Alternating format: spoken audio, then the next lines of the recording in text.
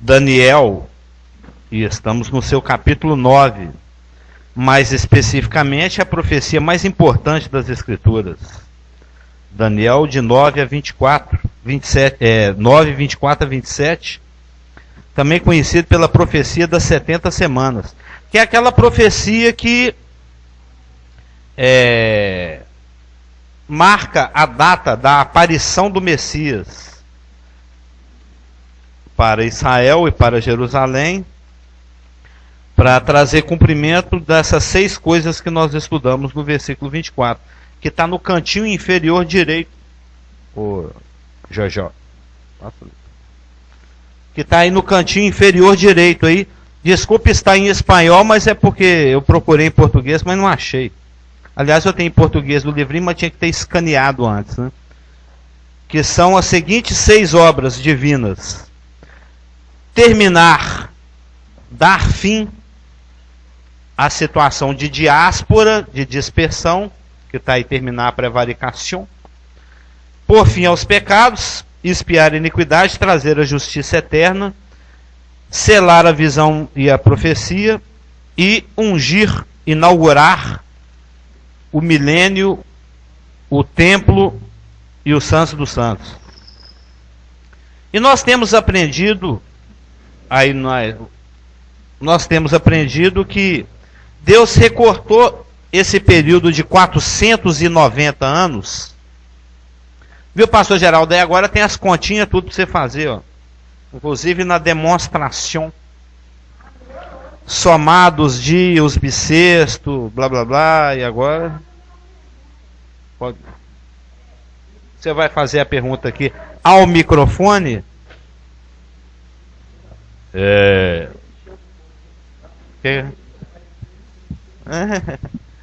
Augusto. Bom dia, professor. Bom dia. Bom dia, alumina. A garota virá? A garota Cida? Eu não estou vendo-la. Então, a minha pergunta... Eu acho que é melhor você explicar primeiro. Você vai não explicar pode a continha, né? É porque talvez a minha pergunta você vai falar depois, mas eu vou perguntar de uma vez. Não, é porque você falou que tem que considerar anos bissextos, mas eu estava na dúvida que é o seguinte. Você disse que para o judeu, o calendário dele é sempre 360 dias. O religioso e o civil? Sim. Sempre 360. Sempre 360. Então significa que a cada ano o calendário desse está 5 anos para trás. Por isso, a cada 2 anos eles incluem um 13º mês chamado Ve-Adar, que significa o falso Adar, o Adar falsificado. Aí, o último mês desse chama Adar.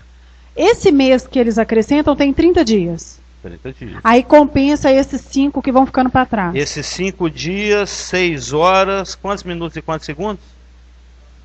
Não, é por isso que eu ia perguntar, porque quando... 32 minutos e alguns segundos. Eram essas minhas duas dúvidas, com relação a ser 5 anos, esses 5 anos, eu não sabia que eles tinham um mês também, um ano a mais, um mês a mais, de 2 em 2 anos. Não, a cada 11 anos, mais ou menos.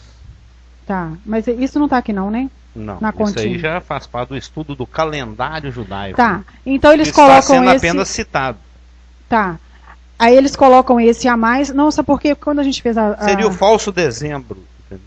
Tá, não era por isso, porque quando a gente foi fazer a conta, não, todo ano tem que considerar 5 dias a menos para sempre. É porque cada povo adota um calendário, uns lunar, outros solares, não, outros mas eu não sabia desse solares. mês. É bom falar desse mês aí, porque na minha cabeça... É ruim, senão confunde mais ainda. Não, mas é porque se não tem esse mês, significa não, mas que a nós cada... estamos contando aqui no calendário gregoriano, vai de 14 de março de 445 a.C. até 6 de abril de 32.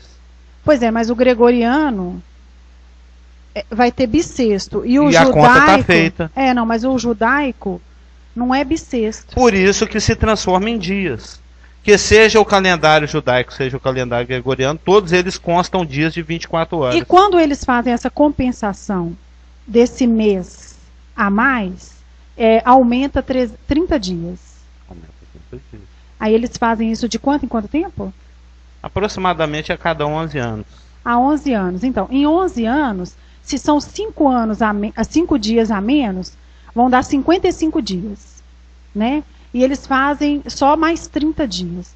Ainda tem os 25 dias de diferença. Sim. Por isso que eu falei aproximadamente, que às vezes varia para menos, às vezes varia para mais. É esse 25 dias de diferença que eu penso que que a gente tem que somar também, que vai sendo acumulado. Não pode simplesmente somar com um mês a mais. Por isso se transformou em dias, que aí fica mais fácil.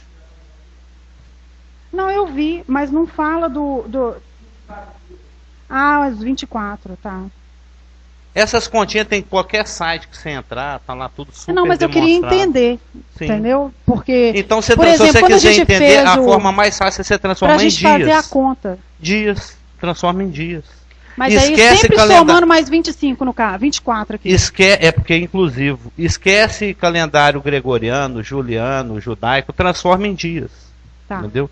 Vão ser 483 anos vezes 360, vai dar 173.880 dias. Não, é baseado naquilo que a gente viu semana passada lá em Gênesis. Ah, então você matou a aula. É só você pegar a Gênesis. É só você pegar a Gênesis 7, 24. Gênesis 7, 11, 7, 24 e 8, 3. Aí você compara. Aí tá lá tudo demonstradinho. É porque o dilúvio durou 150 dias. E ele durou do 17º dia do segundo mês até o 17º dia do 7º mês.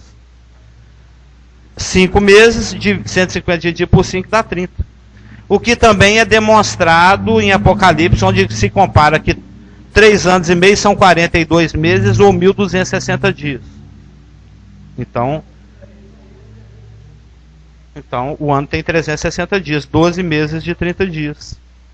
Deixa eu só confirmar aqui. 17 do segundo mês até 17 do 7º mês. 5 meses durou o dilúvio. E como em 7:24 fala que durou 150 dias, o mês bíblico, o mês profético, o mês judaico tem 30 dias. O civil, que começa em setembro, e o religioso, que começa em março, abril. Oi? Não. Aproximadamente a cada 11 anos. Ó, você pode usar o ábaco, você pode usar a calculadora, o dedinho.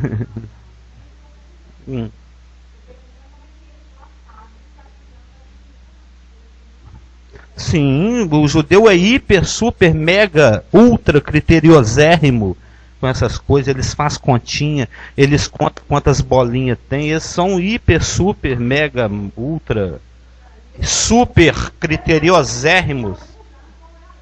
Não, é só você conversar com os rabinos. Eles seguem lua nova, eles seguem pôr do sol até o segundo. Eles são hiper criteriosérrimos com isso.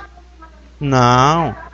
Para nós aqui, é só a termos didáticos, eu estou te falando que é porque isso é um estudo mais complexo. Isso aí você tem que ficar aqui 1 mês estudando só essa questão.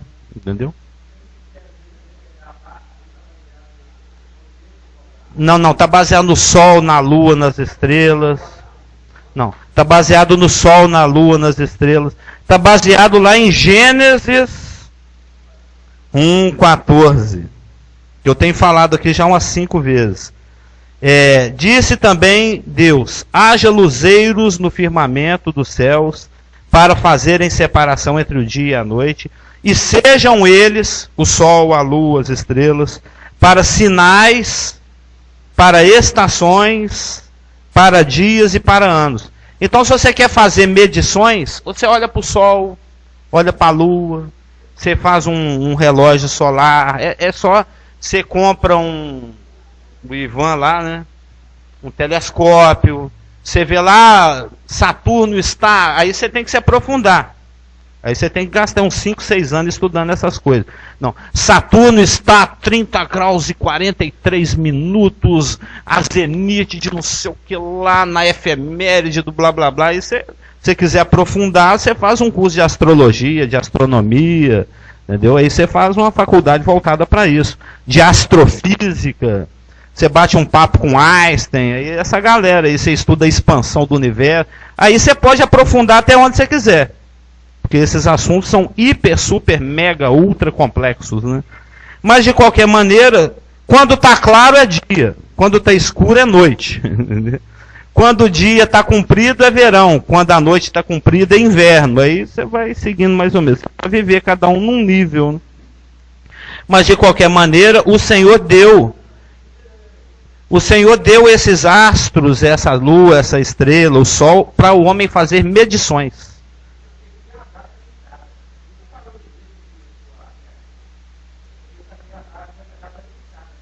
Dessa data o quê? Uma data o quê?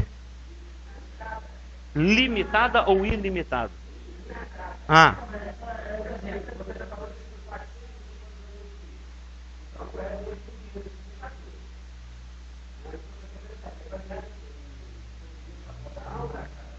O que baseado? Não, isso aqui está baseado no capítulo que nós estamos estudando, Daniel, capítulo 9, versos 24 a 27. Pois é, tá aqui, ó, Daniel 9, 24 a 27, a profecia das 70 semanas, que é o nosso assunto. Nós estamos estudando Daniel, capítulo 9.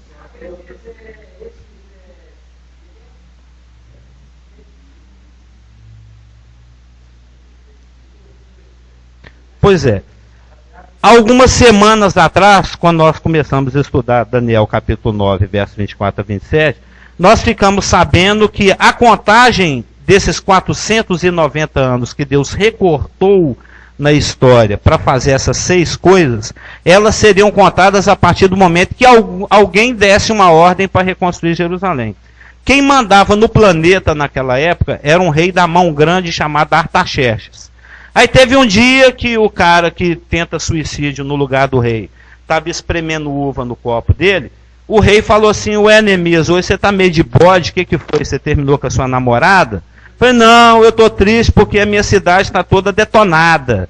Eu falei: não fica triste não, eu sou um rei bonzinho, eu tenho a mão grande, eu vou deixar você voltar para casa. Quantos milhões de dólares você precisa para reconstruir a sua cidade? Eu falei: não, leva o meu cartão, reconstrói Nova York lá por minha conta e está tudo bem. Aí ele falou: obrigado pelo seu cartão de crédito. Ele pegou o cartão de crédito do Artaxerxes, passou na mercearia, na marcenaria, na serralheria, onde vende pias e louças sanitárias, fez a compra e falou: vamos levantar Jerusalém. Pronto. E esse dia foi o dia 14, que o rei estava super de bom humor, né? O rei Artaxerxes deu o cartão dele para o Neemias. Foi o dia 14 de março de 445. E como em Daniel 9, 25, o anjo falou para Daniel assim: ó, Daniel, fique esperto e presta atenção. A partir do momento em que alguém autorizar reconstruir Jerusalém, conta-se os 490 anos. E como essa data, é só você pegar Neemias 2, fala que foi o 20º ano do rei Artaxerxes que ele fez essa gracinha com Neemias. E é mais do que fundamentado na história que o Artaxerxes começou a reinar no ano 465 a.C. O seu 20º ano foi o ano 445 a.C. O Neemias, criterioso que é, ele assinalou que esse dia foi o dia 14 de Nissan, que foi o dia 1º de Nissan, que corresponde ao dia 14 de março. Então, os 490 anos que Deus determinou sobre Israel, para falar: em 490 anos eu resolvo o problema de Israel. Ele só não falou que tinha um parêntese aí de 1984 anos, comemorou agora dia 14 de março. Dia 14 de março, ele fez 1900, o ano que você nasceu, né? 1984 anos que o relógio de Deus para Israel está parado. Então, a partir do dia 14 de março, aí nós estamos estudando isso, a gente descobre que o ano profético, que o ano bíblico, fazendo uma comparação de Gênesis 7, 11 e 24 com Gênesis 8, 3, tem 360 dias.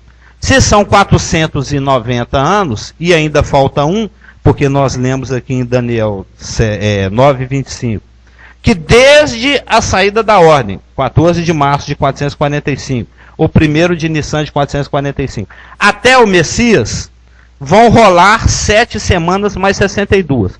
7 mais 62 dá 69. 69 vezes 360, 69 chabuas.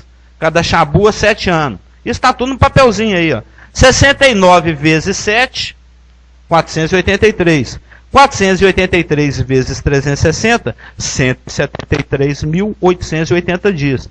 Aí você pega o celular, volta no ano 445 a.C., aí você vai avançando. 173.880 dias. Faz isso aí agora. Programa o seu celular aí para 14 de março de 445 e avança 173.880 dias.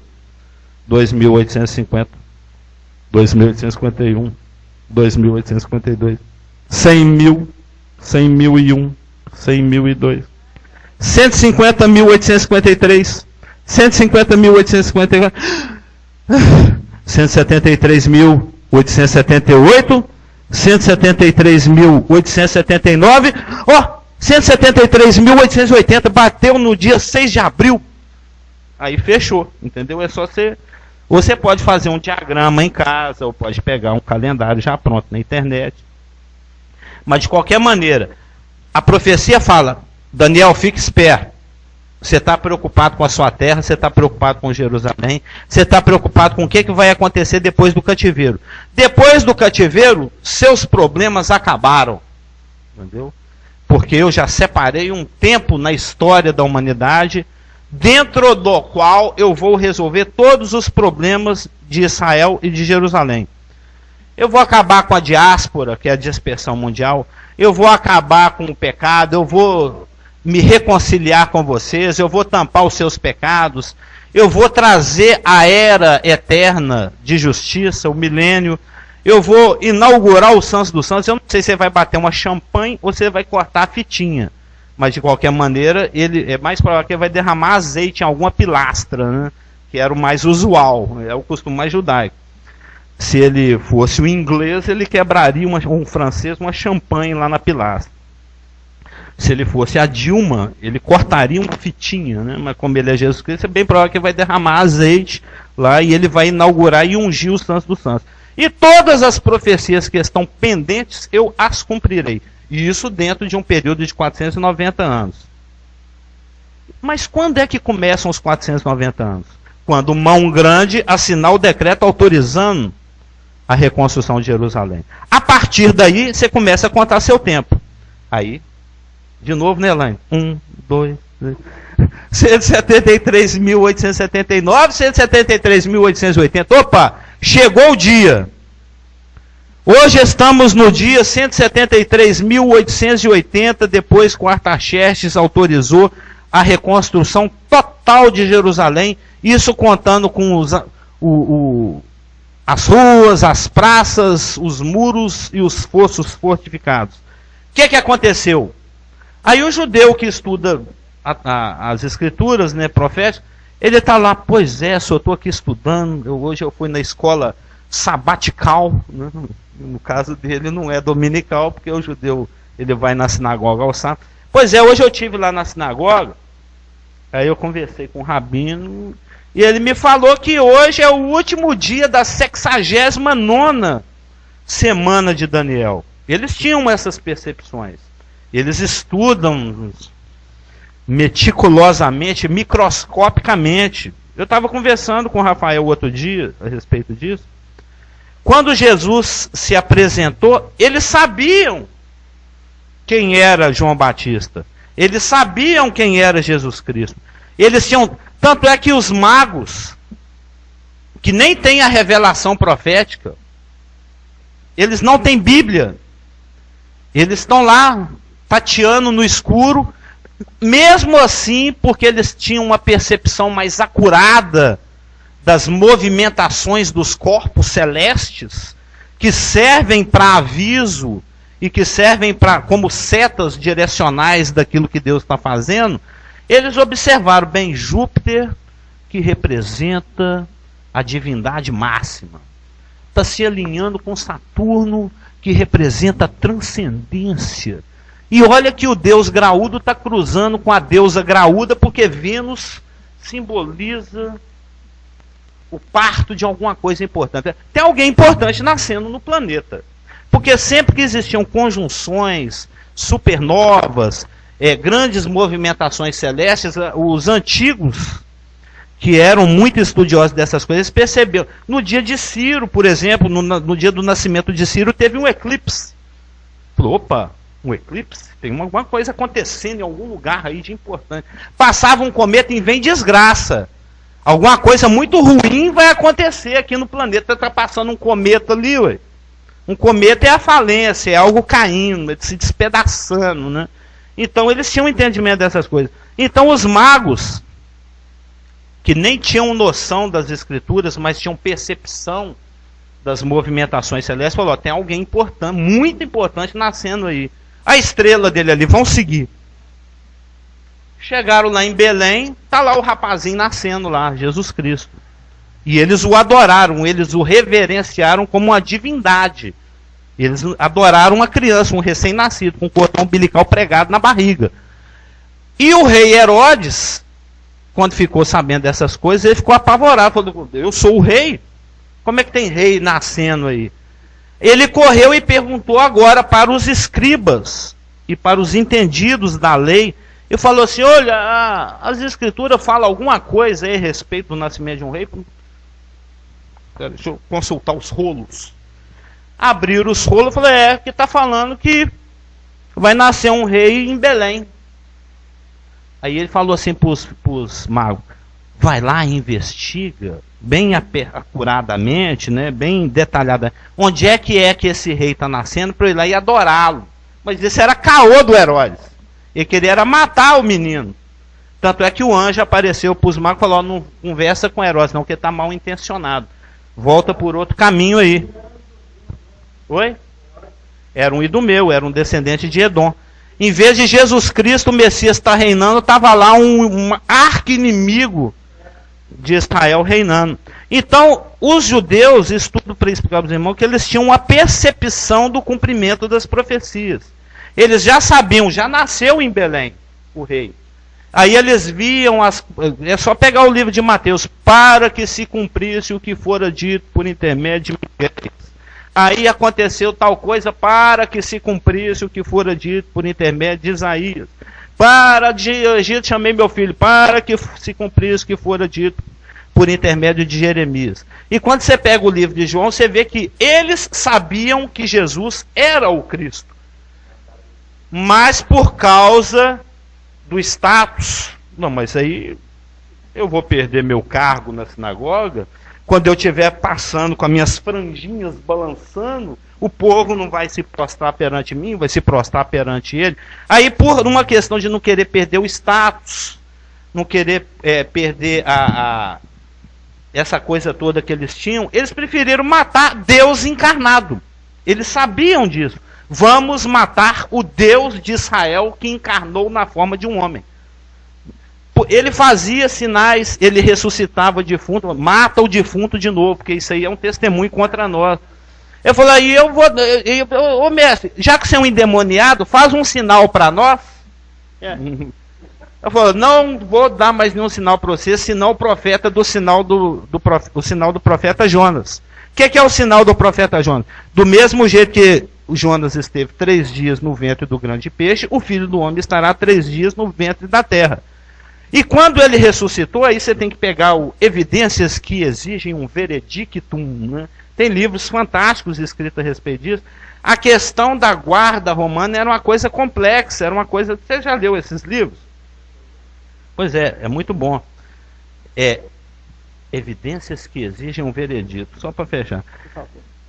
A guarda romana, porque os sacerdotes chegaram lá para o Pilato e falaram assim, olha, estamos nos lembrando aqui que aquele estelionatário, aquele caoseiro, né, aquele embusteiro chamado Jesus de Nazaré, ele falou que depois de 3 dias ele ia ressuscitar. Vai que os discípulos dele roubam o corpo dele e fala que ele ressuscitou, aí que a coisa vai ficar feia.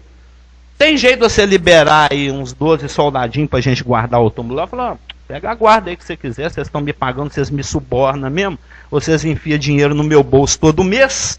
Né? Eu sou um político corrompido por vós, né?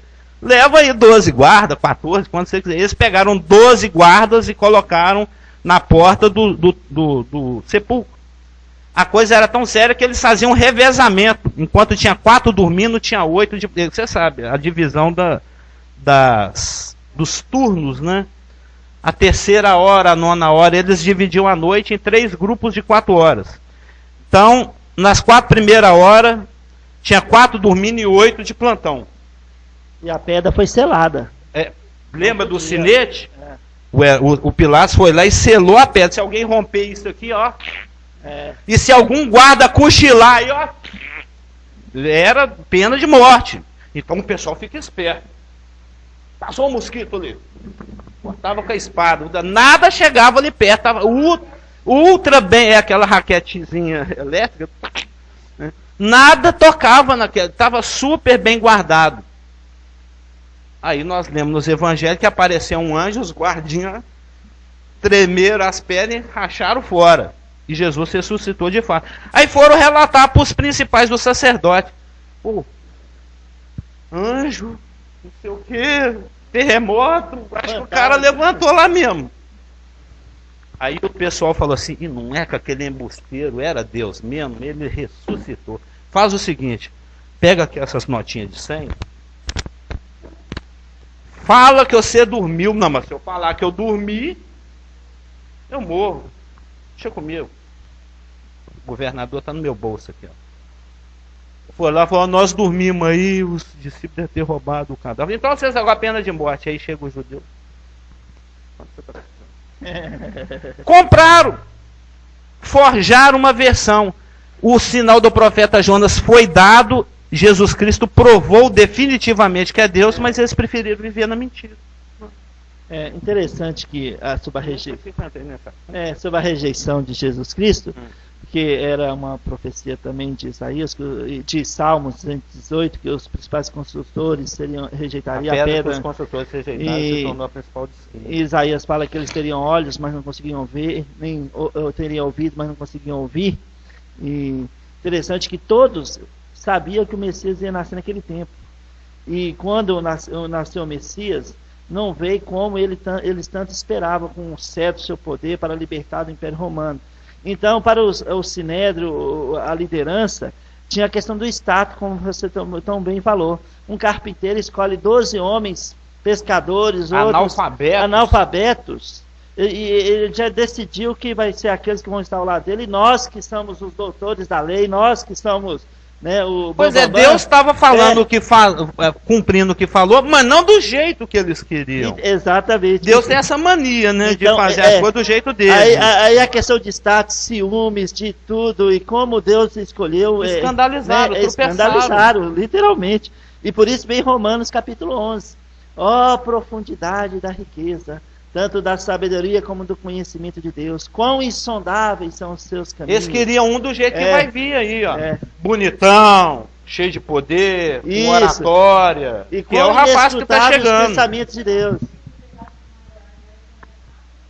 Aí tá. Que é o que o outro vai fazer. Exatamente. João 5, e eles vão render imediatamente a ele. Né? Aquele que... O outro.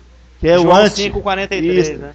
Então é interessante, como todas as profecias se cumpriram, tudo a rejeição, a crucificação, a morte violenta, né, como tão bem profetizado, humilhante, né, e a ressurreição de Jesus, foi algo assim, para os judeus, a liderança, eles perceberam, eles viram que realmente as profecias estavam se cumprindo, e ele ressuscitou dentre os mortos. Mas não gostaram da forma como ele estava se cumprindo. E eles então, sempre tentando tampar um buraco. E com a ressurreição, eles tiveram de fazer novamente, inventar algo para cobrir exatamente o engano deles, que eles não conseguiam discernir, apesar de saber que ele era aquele que estava profetizado em Daniel naquele tempo certo, determinado. Né? Inclusive em Zacarias 9:9, Zacarias profetizou mais ou menos 500 anos antes de Cristo, ele já tinha dado uma profecia. Alegra-te muito, ó filha de Sião, exulta.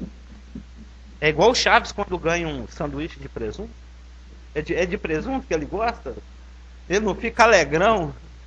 É para ficar assim, Israel e Jerusalém. Porque eis aí vem o teu rei, justo e salvador. Beleza, humilde. Opa, não gostei. Humilde. Não dá para vir todo, né, todo glorioso, não. Humilde. Montado em jumento. Num jumentinho. Cria de jumenta. Né? Montar no filho de uma jumenta. Então, eles sabiam. Quando chegou o dia de número 173.880, o domingo de Ramos, que o quarteto em dó vai cantar hoje, né? Que é Marcelo, Marlúcia, Elaine e Inhel, né? Como é que é? Osana, né? Que é um cântico que fala desse dia. Você também vai? A Ana também vai. Cadê a Ana? Não chegou.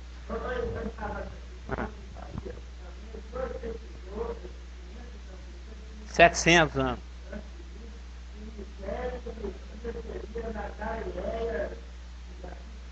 E ele ficou por lá. Lá na Pampulha da época, né, no Lago de Furnas da época, que era o mar de Cafarnaum. Foroticano, né? Tirou nota 100, reprovado. Foroticano as profecias, estava ticano dando aquele.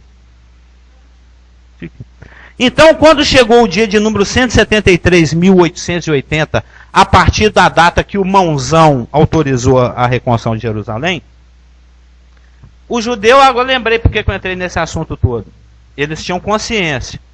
O judeu está lá, puxa vida, eu estudei Daniel 9, eu sei que hoje é o último dia da 69ª. O que vai acontecer de importante? Ele está lá na janela, né, tomando um chimarrão, com um judeu do Rio Grande do Sul, tomando um chimarrão, e lá fora está aquela bagunça.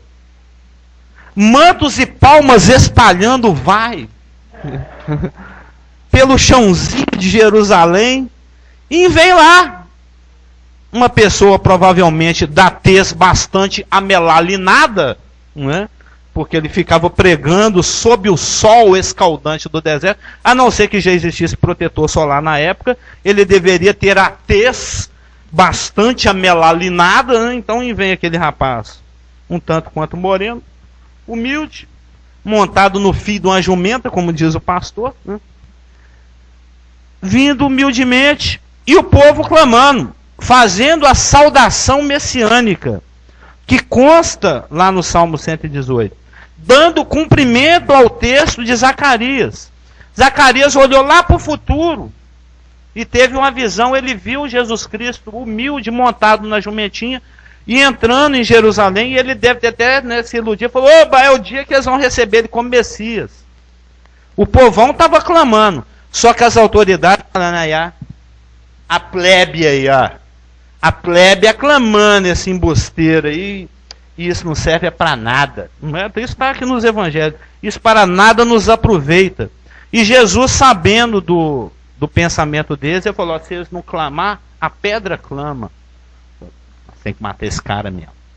Está aqui nos evangelhos. Eu quero fazer uma pergunta meio estranha, mas Não. O estranho seria você não fazer uma pergunta estranha. Não, mais ou menos, né? Mais ou menos.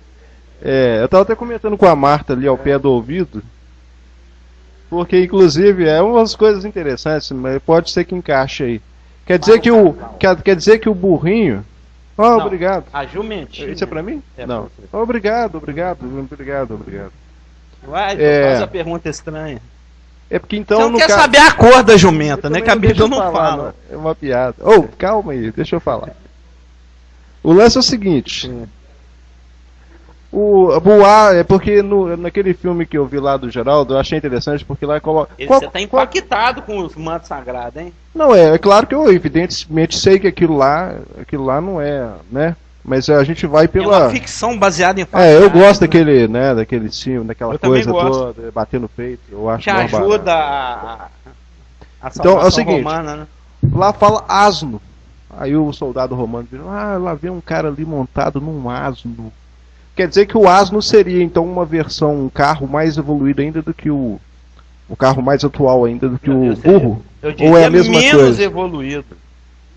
Ele como é que explica isso? É claro que às vezes está saindo fora. Eu não sou um asnólogo. mas eu não entendo de isso aí é mais uma pergunta pro Geraldo aí. E aí, Geraldo? Asno, jumenta, mula, cavalo, eu não entendo essas coisas não. É porque dá a impressão então que se não foi um asno, que era no filme lá tido como um animal caro, e eles andavam não, mas asnos. Ele pegou emprestado na marra. Pois é, não era dele não. Foi um burro, filho de jumenta. Um jumentinho. Então devia ser um Fusca. Ele pegou um Fusca ao invés de pegar um Citroën da época. Não, Citroën seria o cavalo. Seria o cavalo. O não, eu diria que é um V-Maguete, um DKV falhando carburador. Entendeu? Eu não sei te especificar. Eu não sei te dar as especificações. Eu só sei que é uma cria de um equídeo. Eu só sei isso. É um jumentinho. Não era uma coisa pomposa. Nós estávamos falando no domingo de quinta passada a respeito na segunda volta de Cristo, na segunda vinda. E ele vai vir com aquele cavalo que fica... Vai ser um cavalo branco. Sim, igual aqueles príncipes do filme da Disney. Porque na segunda vinda ele vai se apresentar qual um general romano que volta triunfante das suas campanhas militares. Lembra que a gente falou disso? Inclusive a descrição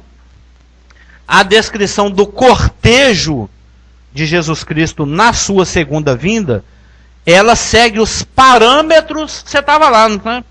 Ela segue os parâmetros do general romano quando volta, todo pomposo das suas campanhas militares vitoriosas, arrastando os escravos, trazendo os conquistados, atravessando a via, como é que chama a via lá? Até esqueci agora. Não é a dólar. Acho que é. Aqui ele vai lá do fórum até o templo de Saturno, né? Ou seja, vai ser uma coisa pomposa na sua segunda vinda, do jeito que eles queriam na primeira. Mas na primeira, a via sacra parece.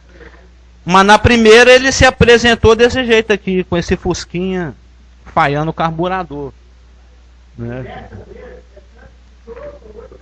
Todo olho verá. E o Senhor Jesus Cristo, ele, por ser o Deus que inspirou as Escrituras, né, ele entendeu perfeitamente a importância, a magnitude, a natureza daquilo que estava acontecendo aqui. Que está, por exemplo, em Lucas 19, de 28 a 44, que é a entrada triunfal de Jesus em Jerusalém, que eu acabei de citar aqui. Osana. Nós vamos cantar hoje.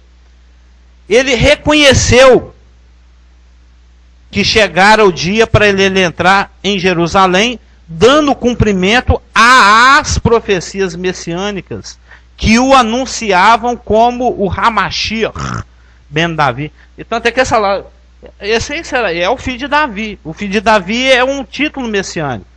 De todos os reis que Israel teve, ele teve vários, alguns bem ruinzinhos, né? Acabe, Acasias, aquela Jorão, Joaquim, Saul, Salomão. O maior deles, né? O epíteto, né? A epítome, né? O que resume a realeza israelita é Davi. Quando fala Davi é rei, esse aí mandou 40 anos.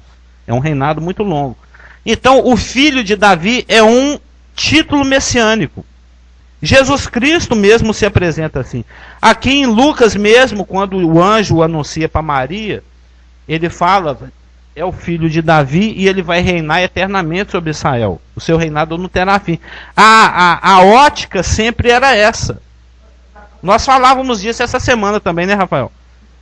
da apresentação de Jesus Cristo era primordialmente como aquele que vem reger Israel, mandar em Israel. E além de tudo isso, da liderança de Israel saber tudo, esse ponto que você citou agora, o Hamashia ben Davi, o Messias filho de Davi. Você gosta desse assunto também? Eu vejo que você fica entusiasmado. Né? Imagina, eles sabiam que se tivesse um rei para reinar, naquele tempo seria José ou o filho, seria José, pai, o carpinteiro, ou descendente de Maria. Porque os dois... Que não tinha ainda, porque ele era uma virgem. Pois é, os dois vinham da linhagem de Davi.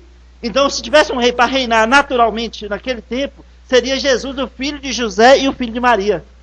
Até isso eles sabiam. Sim. E eles rejeitaram. Por isso que em Mateus, quando ele apresenta o RG dele, vem lá assim, Jesus Cristo, filho de Abraão, filho de Davi, não é? Esse é o porquê de ter uma genealogia em Mateus. Porque ele está se apresentando como Meleque, como rei. E ele tem que provar isso. Falou, se você não for da tribo de Judá, não serve. E tem que ser descendente de Davi. E ele fala assim, eu sou por parte de mãe e por parte de pai. Serve?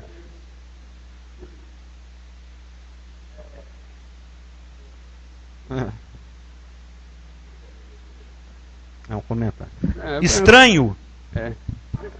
Não, o meu é polêmico. O meu é polêmico. É um o comentário meu é Polos. Estranho, não. Meu é o que? Como é que é Polos? É Polos.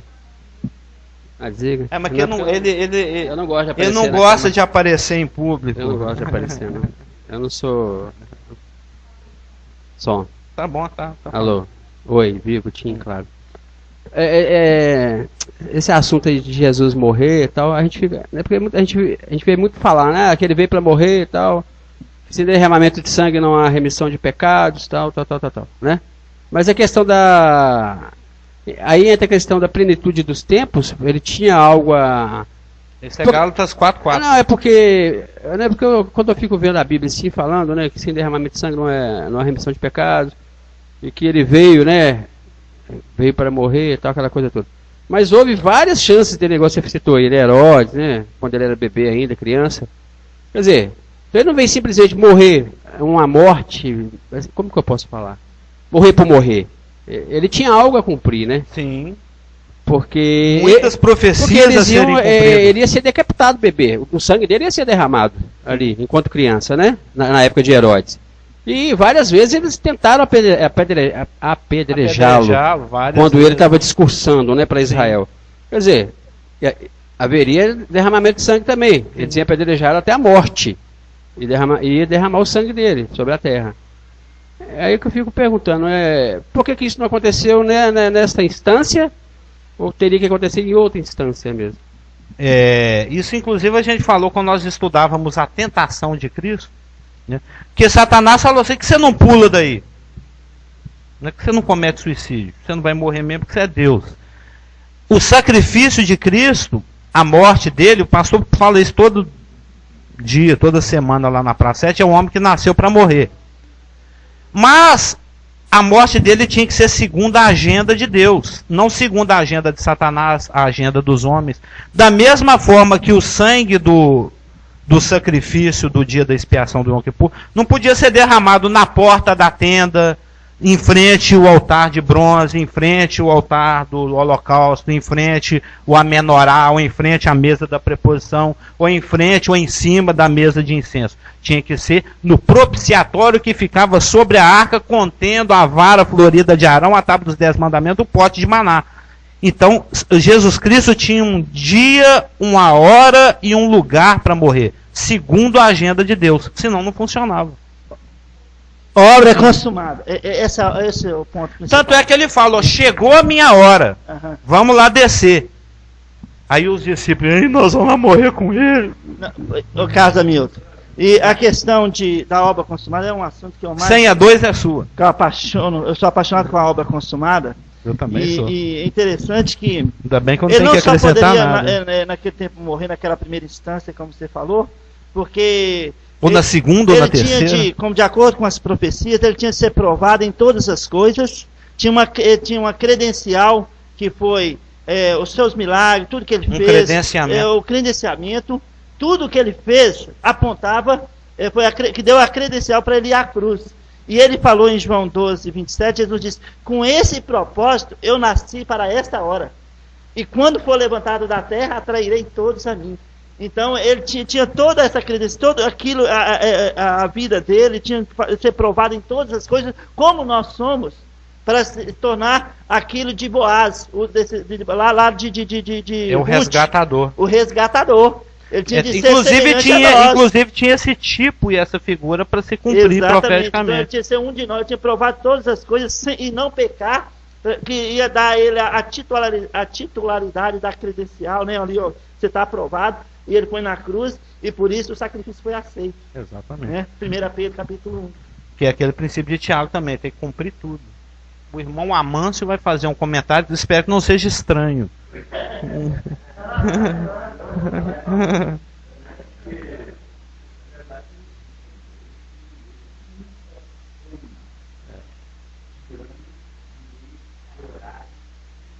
De local. É coisa de judeu, né?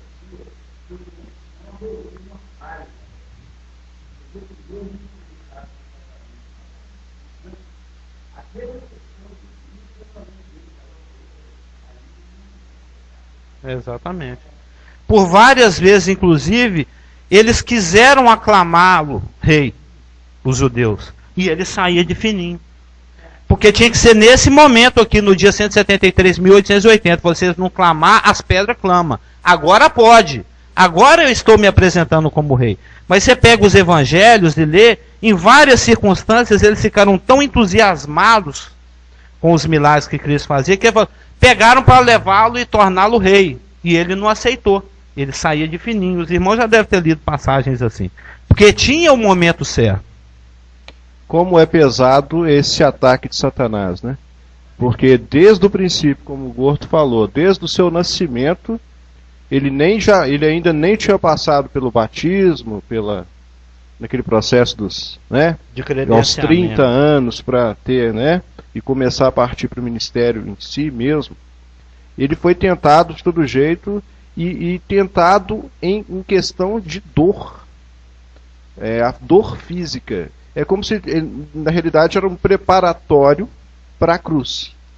Essa coisa de ser apedrejado e não morrer, e outras coisas mais, né? E a aspersão do sangue, porque ele teve, como Herodes falou, a chance de...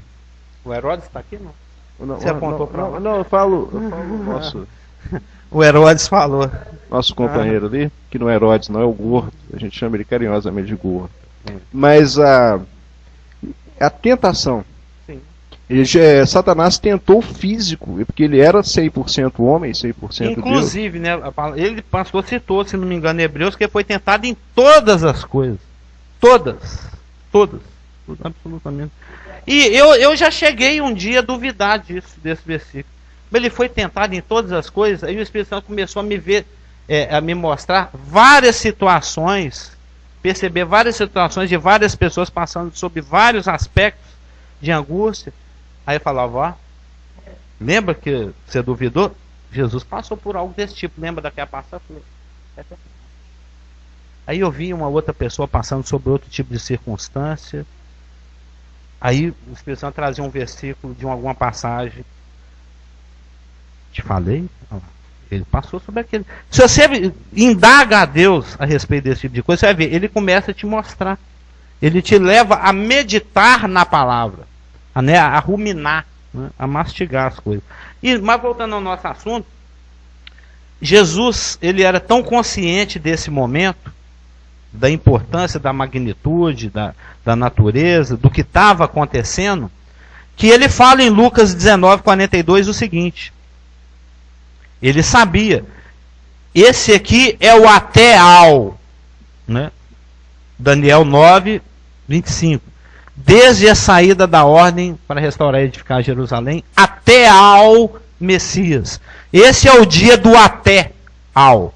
É o Messias se apresentando a Israel como rei, sendo aclamado como Messias pela multidão, mas não reconhecido pelas autoridades. Nós podemos até concordar, 100 milhões de pessoas no Brasil concordam a respeito de uma coisa. mas quem decide é uma pessoa só. Ou é o ministro da Justiça, ou é a Dilma. E se ele não assinar, não vale.